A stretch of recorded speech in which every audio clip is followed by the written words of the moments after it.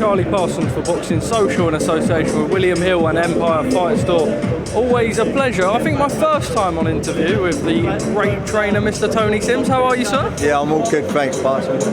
As you know, I don't normally give loads of interviews. I'll do one with you, mate. You saw my smile when you thought, I've got to give him one. That's it. Here, Joe Cordina, a real opportunity for him to become a bit of a weird one, actually. Two-time world champion in the same weight class, but without the O. I know it wasn't sort of how he would have liked it with everything that's happened, but redemption here against Rakhimov.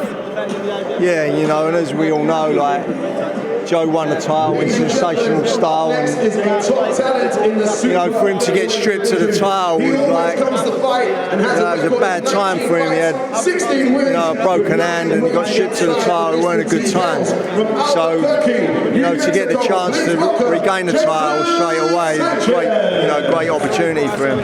I imagine his mentality a little bit. I've spoke to him quite a lot in the build-up. That he sort of is still the world champion. He will be walking first, but away from that, it's back in his hometown of Cardiff. He'll have all the fans with him. He would have expected a fight with Rakhimov at some point anyway, really, if he was the champion. So go at it with the champion mentality. Yeah, like you say, you know, he still believes he's a world champion. He's never been beat in the ring. He's fighting an unbeaten fighter in Rakhimov, so, you know, it's two unbeaten world champions fighting Saturday night. I think it's going to be a great fight. I know you won't want to sort of talk about tactics too much, etc., but when I have spoke to Joe about it, he says he's not massively impressed by Rakhimov. He says he's probably one of the most square southpaws he's seen, which I think is right. Usually southpaws tend to box long and awkward, but this guy is quite square, quite on. Sort of, what would you have done with Joe to sort of prepare for something like that? Yeah, you know, Joe's a highly skilled fighter. You know, he's had like over 200 fights, amateur and professional, so he's very experienced. He's seen most styles, and you know, Rakhimov's a tough kid. He's a good fighter. It's like Joe always says, you have to have a little bit more in your locker to be just tough and walk forward to beat Joe Cordina. And you know, it's going to be a great fight, but I expect Joe to come out victorious on Saturday. Only just on Jordan, to your right, I believe, my left. I caught up with him. He's had a bit of time now to brew in with the gym. How happy are you with how he's come on and joined up with the stable? Yeah, like as you say, it's my first fight with Jordan, and he come to me in January, so we've had like 4 months together, which has been good. And you know, I think he's a great prospect for the cruiserweight division. Big puncher, smart. So yeah, I'm looking forward to him fighting on Saturday. He's got a good opponent in Luke Watkins, good step up in class for him. So it'll be a good fight. Eddie says he's got the minerals to become one of the elite and the best at cruiserweight. From what you've seen in 4 months, do you agree?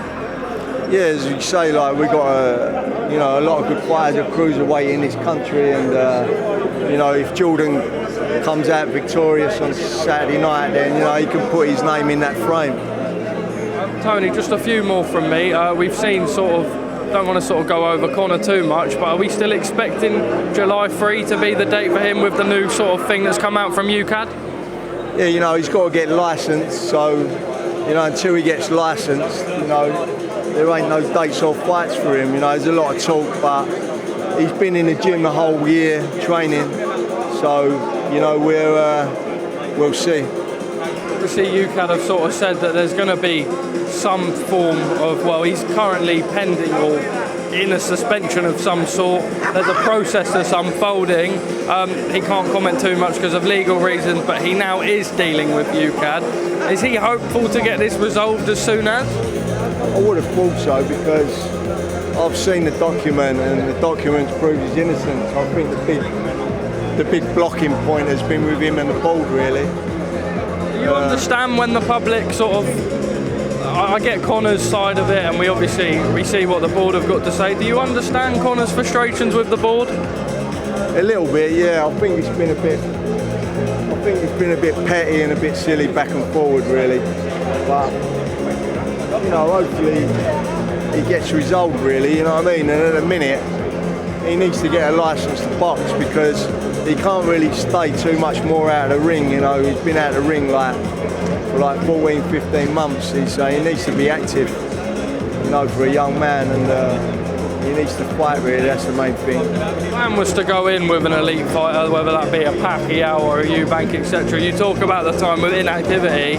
If this keeps going on and he's not able to get back in the ring, do you maybe then have to look at a bit of an easier touch, you know, without sounding disrespectful, but someone that he can shed that ring rust with, because it will be there, and he's gone from being so active to having this massive inactivity. Yeah, sure. And you know, like as a trainer, and any trainer will tell you, activity is key to, you know, keep having success. And you know, inactivity is no good for any athlete. And so, as I say, what he needs to do is get licensed. He needs to box. Has it been hard to deal with for yourself? Yeah, it's been hard to deal with. It's been hard for the gym to deal with. It's been hard all round, really. You know, families. It's been a very difficult time, but like everything, you know, time's a healer, and I'm sure he'll get through it. Tony, top man, thank you very much for your time. Just lastly on Joe, a real good opportunity in front of his hometowns. I know how electric it was last time, looking for this time the same, and what an opponent to get a win over in Rakhimov.